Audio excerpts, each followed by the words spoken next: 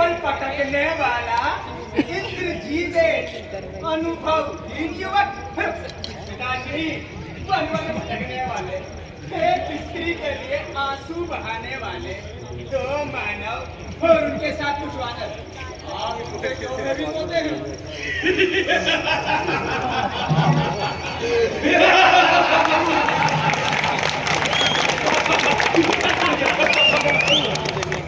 शब्द को रावण के शब्दकोश में ही नहीं है पुत्र इंद्रजीत। नर और वानर हमारा कुछ नहीं बिगाड़ सकते, परंतु राक्षस राज नीति नीति नीति नीति शक्तिहीन पुरुषों का बना हुआ एक ऐसा जाल जिसमें वीर पुरुष कभी नहीं फंसता। नीति तो शक्ति की सेविका होती है विभीषण। जो शक्तिशाली करता है वही नीति है, वही धर्म हो जाता है। नहीं दाता नहीं, ये अधर्म है। अधर्म कभी धर्म का स्थान नहीं ले सकता। केवल आप दाता, केवल आपके इस अधर्मपूर्ण कार्य से संपूर्ण कुल का विनाश हो जाएगा। मैं अपने कुल की रक्षा के लिए, लंका की रक्षा के लिए आपके चरणों में झुककर प्रार्थना करता हूँ। पैरों में झुककर प्रार्थना नहीं, तू दशानंद का गर्व से उठा शिव शत्रु के सम्मुख झुकाने का षड्यंत्र कर रहा है। हमें पता चला है कि वो हनुमान पहले तेरे घर आया, तूने ही उसे सीता का पता बताया, उसने संपूर्ण लंका में आग लगाई, पर तेरा घर क्यों बचाया? घर का भेद बताने वाले भेदी तू बाल्यकाल से ही हमारा विरोधी रहा है। अरे जा और अपनी नीति उनको सुना जिन पर हमेशा तेरी प्रीति हरी है। अरे जा विभीषण जा, आज मैं तुझे इस पद से निर्वासित करता हूँ। हे ईश्वर, आप मुझे रंगत का दे रहे पुत्र समान अनुज अपने भाई विभीषण पर आपकी शंका निर्मूल कर जाता। लंका की रक्षा के लिए, केवल अपने कुल की रक्षा के लिए मैं आपके चरण थाम कर याचना करता हूँ। प्रभु श्री राम से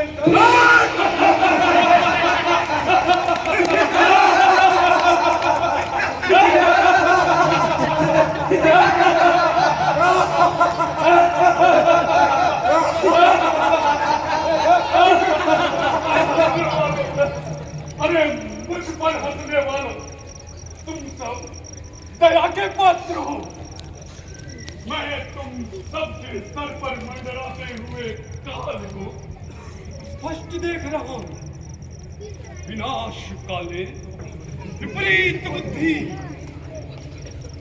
अपने विनाश की ओर जाते हुए प्राणी को यदि स्वयं भगवान शंकर भी आकर उसके कल्याण की बात समझाए तो अपने अहंकार के मद में डूबे उस अंधे प्राणी को शिव भी उस वक्त पागल ही दिखलाई देंगे और अपनी दुर्बुद्धि को ही सर्वश्रेष्ठ मानकर वो तुम सबके ही भांति हंसते हंसते विनाश के गर्त में डूब जाएगा। हे लंका, हे परमवीर महाराज लंकेश्वर, हर प्राणी का ये धर्म है कि वो जब तक इस संसार में जिए स्वाभिमान के साथ जिए। किसी व्यक्ति को भरी सभा में अपमानित करना उसे मृत्युदंड दिए जाने के समान है। इसलिए हे लंकापति, आज से मैं आपके लिए मर गया। आपका और मेरा अब कोई संबंध नहीं रहा। अतः आपकी आज्ञा अनुसार आज नहीं, अभी इसी वक्त मैं लंका को छोड़कर चला जाता हूं।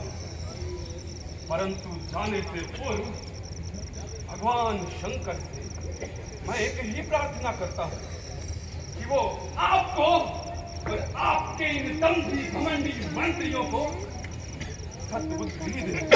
चला जा, इससे पूर्व मेरी ये तलवार तेरा सिर तेरे थान से अलग कर दे। अरे दूर हो जा तू मेरे इन नजरों से विभीषण। आस कही चला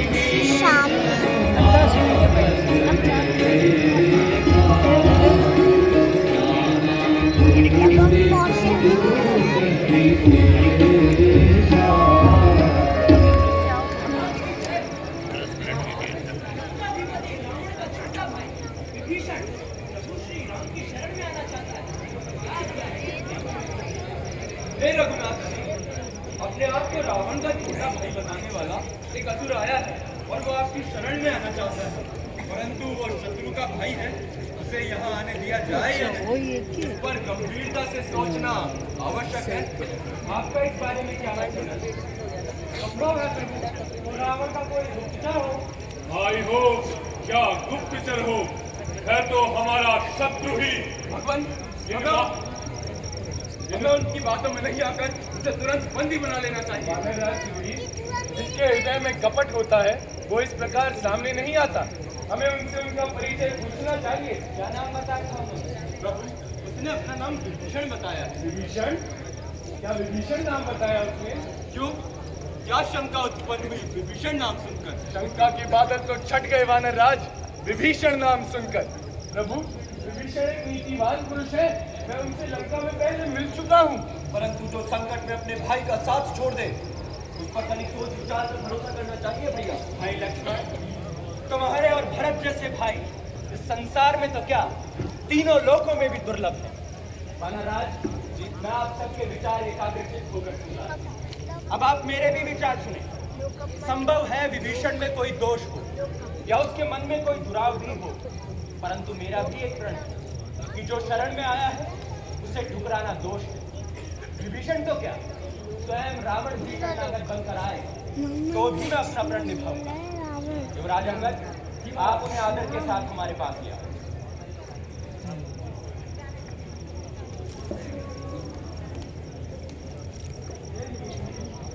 मैं पालिपुत्र अंगद, पधारिए। आपका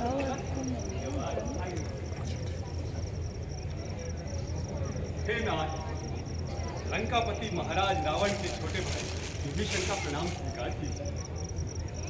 प्रभु, मैं राक्षस संस्कृति में दीक्षित हूँ।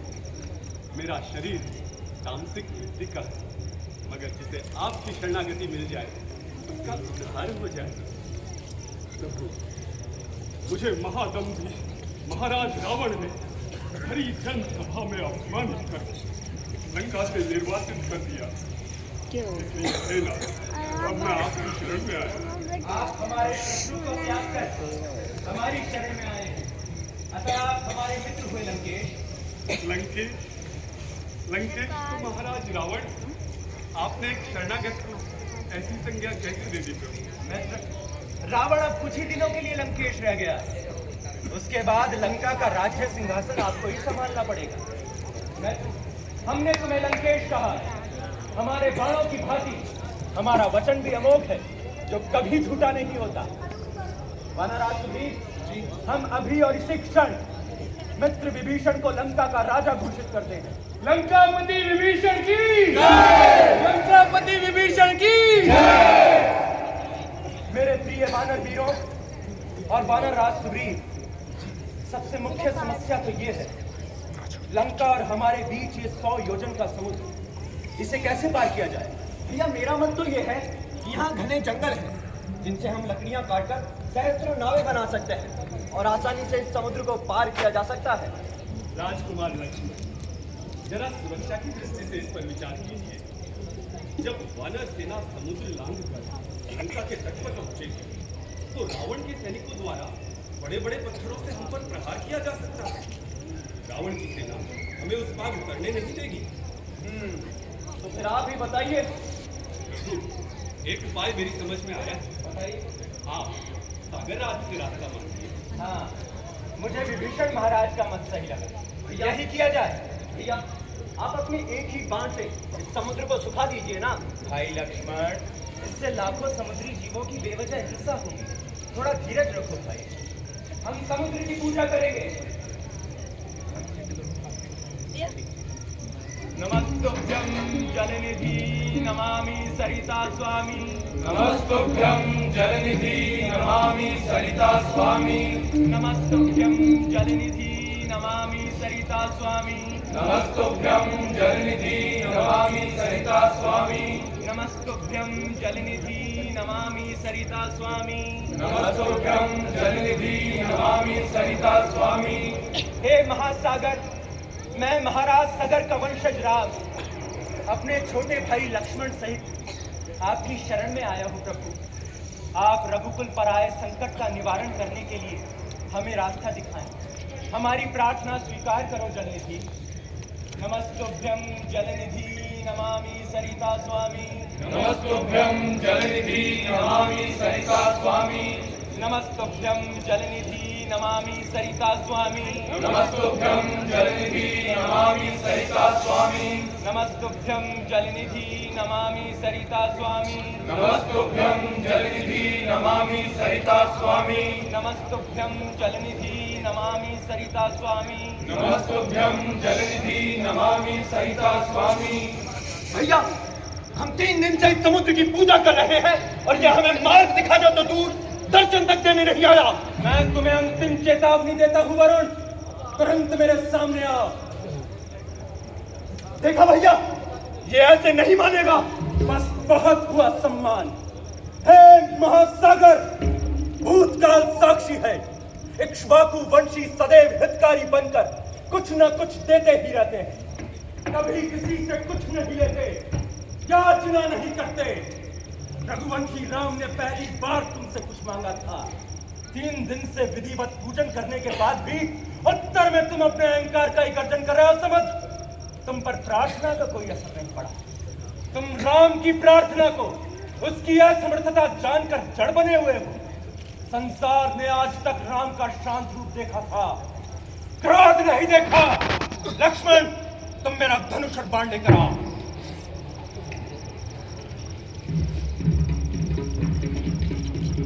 हे समस्त देवी देवताओं और यहाँ के चराचर जीव जंतु, आप सब इस बात के साक्षी हैं कि मेरे पास उस समुद्र को सुखा देने की शक्ति होते हुए भी मैंने वरुण देव का मान रखने के लिए पूर्ण विनम्र सच्चे हृदय से समुद्र की पूजा की।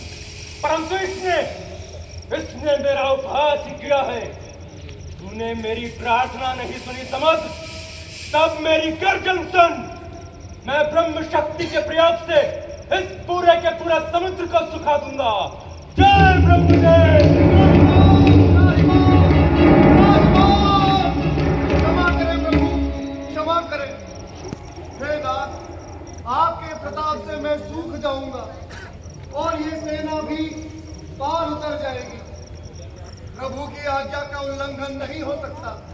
परंतु हे नाथ, जो भी जीव जंतु मेरे अंदर समाहित है वो सभी मारे जाएंगे।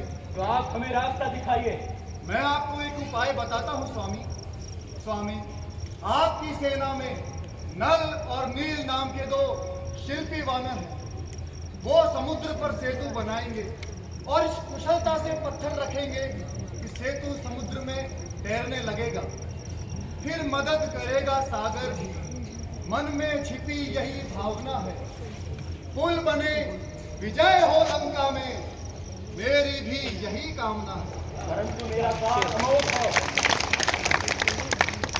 ये कभी वापस नहीं जाता। हे नाथ, ये अग्निबाण उन पर छोड़ो जो खल है मेरे उत्तर में। आरंभ सेतु का कार्य करो अत्यंत शीघ्र शुभ अवसर में। जय